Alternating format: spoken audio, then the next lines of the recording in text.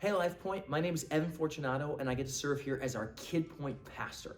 We are super excited to be partnering with parents and kids as we join together as a church for our 21 days of prayer and fasting for hope. The fasting part is where it gets a little bit tricky when it comes to kids, because fasting is giving something up for 21 days. There's 5 steps that we'd like you guys to take as families to help your kids in this fast.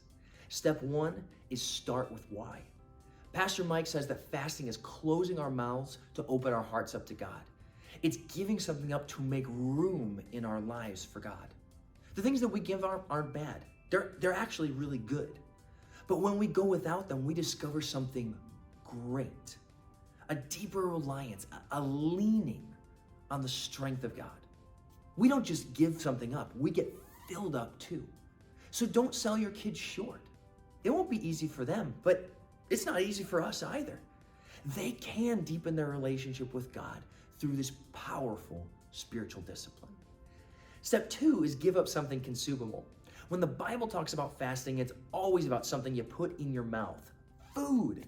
The power for kids comes when we guide them into giving something up that they like, but it's reasonable. So don't let them try and give up broccoli or vegetables. But most kids like sweet things. And I'm not just talking about candy. For part of the fast last year, my kids gave up apples, which was a huge sacrifice for them because it's my son's favorite food. Things like juice and sometimes milk, soda, pop, those are great things for kids to give up.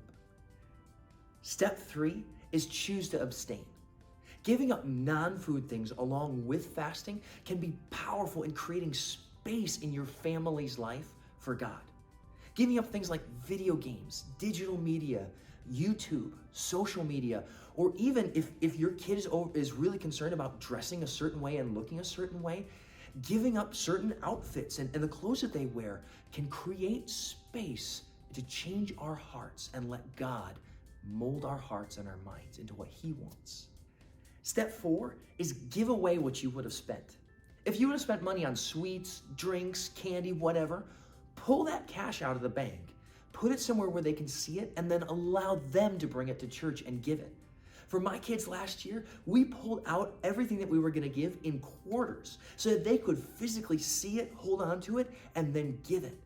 When we as parents show our kids that fasting and prayer can make a difference and give hope to others, it helps them understand how they can be a part of the bigger plan and the bigger story that God's telling in this world.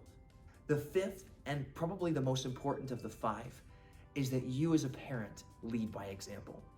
In Matthew 6:16, Jesus was teaching on fasting, and He said, when you fast, not if you fast. Jesus clearly expected all of us as His followers, no matter how old or young we are, to practice this powerful spiritual discipline. And for all of us, that's exactly what it is. It's practice. We don't have to get it perfect. We can actually mess up. The very first day of the fast this year, I'm doing a Daniel fast, and I accidentally took a drink or took a bite of something that I wasn't supposed to do. That's okay, because fasting isn't about getting it right. It's about clearing clutter and making room in our hearts and our lives for God.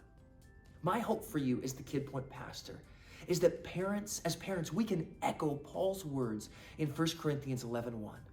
Follow my example as I follow Christ.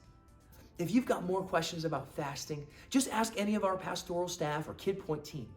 May God bless you and keep you as you lead your family in these 21 days of prayer and fasting for hope.